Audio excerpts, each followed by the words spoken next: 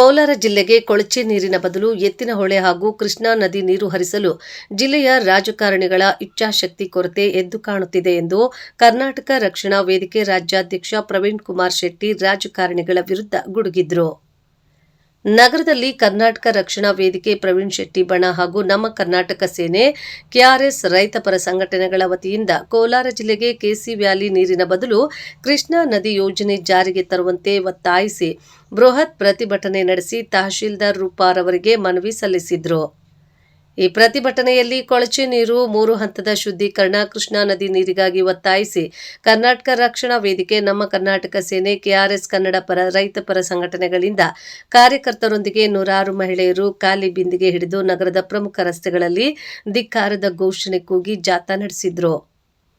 ನಮ್ಮ ಕರ್ನಾಟಕ ಸೇನೆ ರಾಜ್ಯಾಧ್ಯಕ್ಷ ಬಸವರಾಜ ಪಡಕೋಟೆ, ಕೆಆರ್ಎಸ್ನ ರವಿ ಕೃಷ್ಣಾರೆಡ್ಡಿ, ಆಂಜನೇಯ ರೆಡ್ಡಿ, ಶಿವರಾಜ್ ಗೌಡ, ನಾಗೇಶ್, ಕಾರ್ಯದರ್ಶಿ Umesh Gowda, Paramesh, Ramesh, Jagadish Gowda, Jayanth, Somashekhar, MV Hanumanthappa, Chakanahalli Nagaraj, auto Srinivas, Chambe Rajesh, SM Raju, Anji Kannadiga, Shivara Narayanaswamy, N Ramakrishnappa, N Dayanand, Amaravati, Madanahatti, Ravikumar, KN Jagadish, Koppachandru, Manigandan, Mithun, Chiranjeevi ಸೇರಿದಂತೆ ಹಲವಾರು ರೈತಪರ, ದಲಿತ ಪರ, ಕನ್ನಡ ಪರ ಸಂಘಟನೆ ಕಾರ್ಯಕರ್ತರು ಭಾಗವಹಿಸಿದ್ರು.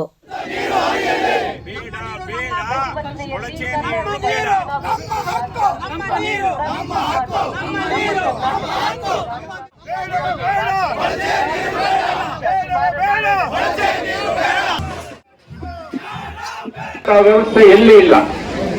ಇಂತಹ ಸಂದರ್ಭದಲ್ಲಿ ನಮಗೆ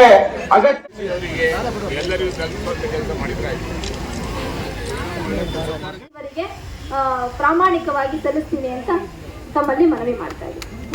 ಇವತ್ತು ಕೃಷ್ಣಾ ನದಿ ನೀರನ್ನ ಕೋಲಾರ ಮತ್ತು ಚಿಕ್ಕಬಳ್ಳಾಪುರಕ್ಕೆ 15 TMC ನೀರನ್ನ ನಿಗದಿ ಮಾಡಿದೆ. ಆದರೆ ಇಲ್ಲಿ ತನಕ ನಮ್ಮ ರಾಜಕಾರಣಿಗಳು, ನಮ್ಮ ಸರ್ಕಾರ ಇಲ್ಲಿ ತನಕ ಪ್ರಾಮಾಣಿಕ ಪ್ರಯತ್ನವನ್ನ ಮಾಡದೆ ನೀರನ್ನು ಇಲ್ಲಿ ತನಕ ಕೊಡುವಂಥ ಕೆಲಸವನ್ನ ಮಾಡಿಲ್ಲ. ಎಳೆಮಲ್ಲಪ್ಪನ ಕೆರೆ ಮತ್ತು ಒತ್ತೂರು ಕೆರೆಯ ಕೊಳಚೆ ನೀರನ್ನು ಶುದ್ಧೀಕರಣ, 3ನೇ ಹಂತದ ಶುದ್ಧೀಕರಣವನ್ನು ಮಾಡದೇನೆ ಆ ನೀರನ್ನು ಕೊಡೋದ್ರ ಮುಖಾಂತರ ಇವತ್ತು ಕೋಲಾರ ಮತ್ತು ಚಿಕ್ಕಬಳ್ಳಾಪುರ ಜಿಲ್ಲೆಯ ಜನರ ಮೇಲೆ ಆರೋಗ್ಯದ ಸಮಸ್ಯೆ ಉಂಟಾಗ್ತಾ ಇದೆ.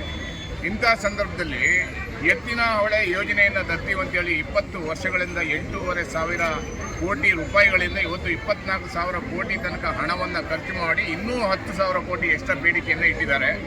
ಇದು ಯಾವ್ಯಾವ ರಾಜಕಾರಣಿಗಳ ಜೋಬಿಗೆ ಹೋಗಿದೆ, ಯಾವ್ಯಾವ ಅಧಿಕಾರಿಗಳ ಜೋಬಿಗೆ ಹೋಗಿದೆ, ಯಾವ್ಯಾವ ಕಾಂಟ್ರಾಕ್ಟರ್ ಇದನ್ನು ಲೂಟಿ ಹೊಡೆದಿದ್ದಾರೆ. ಈ ಕೂಡಲೇ CBI ತನಿಖೆಯನ್ನು ಮಾಡಿ ಅಂಥ ದುಷ್ಟಶಕ್ತಿಗಳಿಗೆ ಶಿಕ್ಷೆ ಆಗಬೇಕನ್ನುವಂಥ ಒತ್ತಾಯವನ್ನು ಈ ಸಂದರ್ಭದಲ್ಲಿ ಮಾಡ್ತಾ ಇದ್ದೀವಿ. ಮತ್ತೆ ನೀರನ್ನು ಕೊಡ್ತೀವಿ ಅಂತೇಳಿ ಇಲ್ಲಿ ತನಕ ಮತ್ತೆ ಕೋಲಾರ ಚಿಕ್ಕಬಳ್ಳಾಪುರ ಕುಡಿಯೋ ನೀರಿನ ಯೋಜನೆಯನ್ನು ಎತ್ತಿನ ಹೊಳೆಯಿಂದ ತಂದು ಕೊಡ್ಲಿಕ್ಕೆ ಆಗಿಲ್ಲ. ಇವಾಗಲಾದ್ರೂ ಸರ್ಕಾರ ಎಚ್ಚೆತ್ತುಕೊಂಡು ಪಕ್ಕದಲ್ಲೇ ಹೋಗುವಂಥ ಕೃಷ್ಣಾ ನದಿ ನೀರನ್ನು ಈ ಜಿಲ್ಲೆಗೆ ಹರಿಸೋದ್ರ ಮುಖಾಂತರ ಕುಡಿಯೋ ನೀರಿನ ಯೋಜನೆಯನ್ನು ತರಬೇಕು. ಮತ್ತು ಬೆಂಗಳೂರು ಮತ್ತು ಕೋಲಾರ, ಚಿಕ್ಕಬಳ್ಳಾಪುರ ಅನೇಕ ಜಿಲ್ಲೆಗಳು ಮತ್ತು ಉತ್ತರ ಕರ್ನಾಟಕ, ಇಲ್ಲಿ ತನಕ ಉತ್ತರ ಕರ್ನಾಟಕದವರು ಬಾಯನ್ನು ತೆಗೆದಿಲ್ಲ. 735 TMC ನೀರು ಬರಬೇಕಾಗಿದೆ.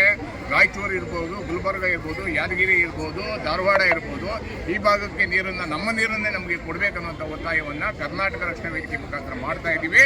ಇದು ಮಾಡದೇ ಇದ್ದ ಪಕ್ಷದಲ್ಲಿ ಇಂದಿನ ಮುಂದಿನ ಹೋರಾಟಗಳನ್ನು ತೀವ್ರ ಸ್ವರೂಪದಲ್ಲಿ ರಾಜ್ಯ ಮಟ್ಟದಲ್ಲಿ ಹೋರಾಟವನ್ನು ತಗೊಳ್ಳೋದ್ರ ಮುಖಾಂತರ ಮಾನ್ಯ ಮುಖ್ಯಮಂತ್ರಿಗಳು ಮತ್ತು ಕೇಂದ್ರ ಸರ್ಕಾರಕ್ಕೆ, 2 ಸರ್ಕಾರಗಳಿವೆ. ಇವತ್ತು ರಾಜಕಾರಣಿಗಳು ಹಣ ಮಾಡೋದ್ರ ಮೂಲ ಉದ್ದೇಶವನ್ನು ಬಿಟ್ಟು ಜನರ ಸಮಸ್ಯೆಗಳನ್ನ ಬಗೆಹರಿಸಬೇಕು ಅನ್ನೋ ಒತ್ತಾಯವನ್ನು ನಾವೆಲ್ಲ ಮಾಡ್ತಾ ಇದ್ದೀವಿ.